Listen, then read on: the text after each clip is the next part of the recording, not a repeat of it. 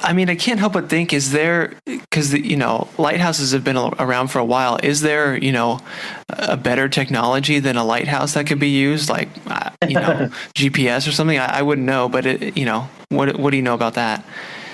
Well, definitely ships and a lot of the bigger boats and everything, they all use GPS. Of course, it's definitely the technology of today.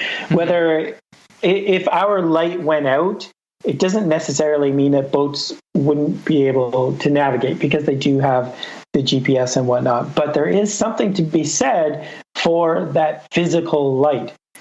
As somebody who works on the water, somebody who's actually piloting a ship, those lights are way more important than GPS. Really? Because they can look at lights, and through experience, you are able to judge distances. You can sort of know which ways you're supposed to go and whatnot. And while GPS is really handy, GPS isn't always exactly accurate because you need to have data, you need to make sure the satellite's in the right place, you need to, all of these kind of things. And even if you're, say, a runner and you use GPS on your cell phone to track where you're doing your run, sometimes you go back and you'll look at your cell phone and you go, well, I didn't take some weird skew, whatever, because the GPS did something weird, right? Yeah. So, yeah, lights don't fail you. They're there,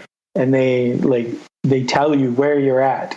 Yeah. No, that makes total sense. Where you would use GPS, but use it also with the lighthouse, as they're both redundancy on itself. Yeah.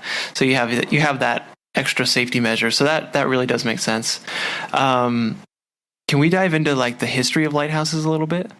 Yeah. Hey, thanks for watching this video. This is my dog, Murphy, and these are dog treats.